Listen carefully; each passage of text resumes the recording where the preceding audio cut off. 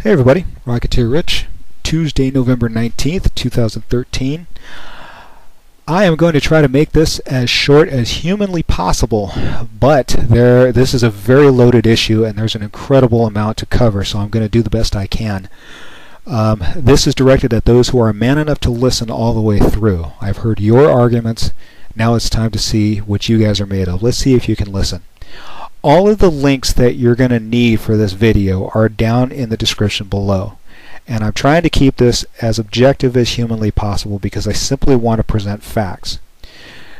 This hatred movement initiated by this recent Facebook post, this social media post, this killing of a full-grown male South African lion, is quite fascinating. The hatred, the fury, the contempt, the barrage of foul language and name-calling and just the heat of the entire thing is, I can only describe it as a witch hunt. It's the modern witch hunt in the digital age. It really is quite fascinating to watch because there is no difference between what's happening now and the old Salem witch hunt. And the hypocrisy of the entire thing spans multiple levels. The first and foremost, I can't go into all of it right now because I don't want this to bore people to death, but the first and foremost is the whole crime against nature thing. The argument that what Melissa did was legal, but it was still wrong. Well, I think that's where people have forgotten that death is a part of life. Hunting and killing is a part of life. That's just the way it is. There are two main categories of life evaluation that I want to cover. The first is human versus human life. We all know, we don't want to think about it, it's not sexy, it's not attractive, but we all know that during a disaster, during a major tsunami, during a meteorite strike, during a hurricane or an earthquake, there's a pecking order. And there are those who are going to get put in the category of we're leaving your ass behind.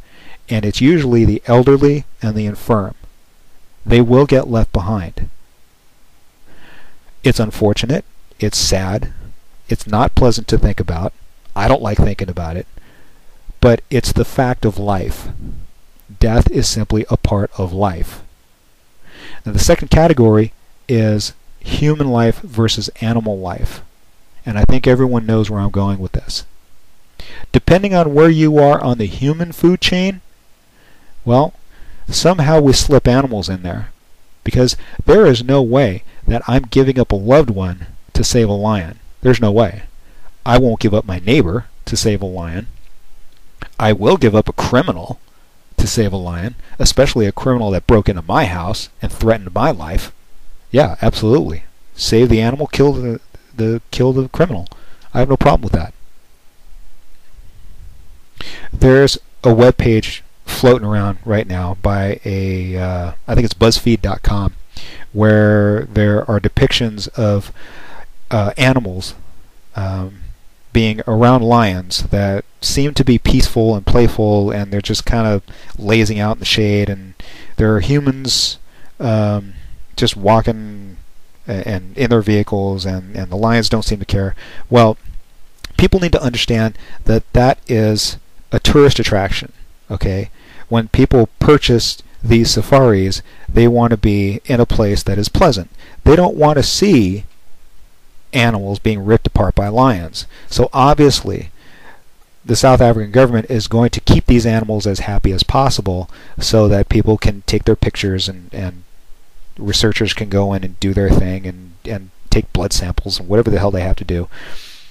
A hunting preserve is very, very different. And it's especially different up in Central Africa in the wild. Now somebody said to me once, recently, that there's no difference between what Melissa did, going to a foreign country to kill a lion, and someone else going to a foreign country to molest a child, where the laws don't exist or they're not enforced or whatever the case may be there. Well, again, human life versus human life versus animal life, I would have to say that the human child is indeed a victim. There is a clear victim there, and that victim is going to have psychological damage. But hey man, we're not making a choice between the two. We have the ability to help both of them. Well, no, not really. Because remember, the lion was in a hunting preserve. It was targeted for termination the day it was dropped into that preserve. Perhaps one day, if the laws change, and Melissa finds herself in that preserve again, I'm sure somebody will walk up to her and say, okay, everything here is open game, but if you see a lion, you are not to touch it. Melissa is a hunter. She's not a career criminal. She obeys the laws where she has to, or else she would have gone straight out into the wild. So, whatever rules are in place at the time, she'll follow them. You guys don't need to worry about that. We are the only species on Earth that can contemplate our own mortality. We know of death, as opposed to in the animal world, all they know is pain. Pain hurts. And it's all about pain control with them. They don't understand pain past the point of pain. They don't conceive of that. They don't think about that the way we do. And as a result, we buy life insurance policies. The day that a lion buys a life insurance policy, the day that he has a life insurance policy number, I will be impressed and I will treat him very differently. Until that day, what needs to be remembered is that when a full-grown male African lion is taken down, there is another lion right behind him, ready to take his place in the pride. That is their life insurance policy. It is very simple. Okay, I'm going to close this by going back to the whole crime against nature thing. I want to make you guys aware of the singularity. What is the singularity? Well, if you Google it, you're going to find two definitions. One of them has to do with an object out in space that has to do with black holes. That's not what I'm talking about. Singularity is the concept that information exchange is accelerating to the point that one day, probably very soon, we will not be able to keep up without mechanical enhancement. Think about that. Think about that just for a second. The necessity of being wet wired to your smartphone in order just to keep up with what's going on. That is the thought that wakes me up in the middle of the night. That is a crime against nature. Y'all need to get to know Trekkies in your life. You need more Trekkies in your life because they will tell you. Ask them about the Borg.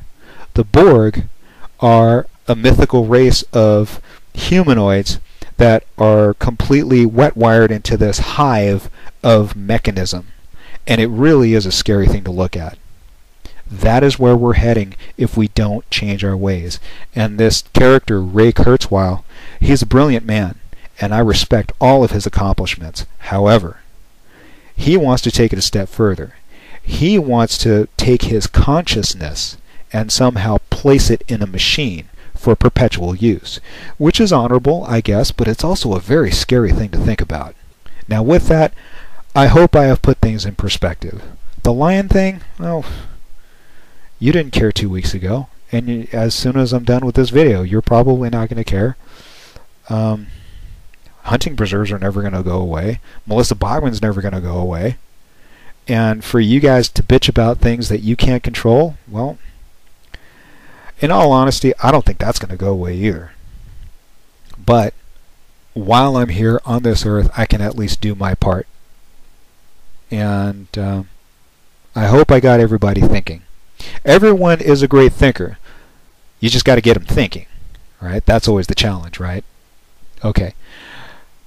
This brings this whole thing to a close. Thanks for listening. I appreciate it. And whatever you guys want to discuss, or even if you guys want to yell at me, go ahead. Put it in the comments. I'm game. All right. See you guys.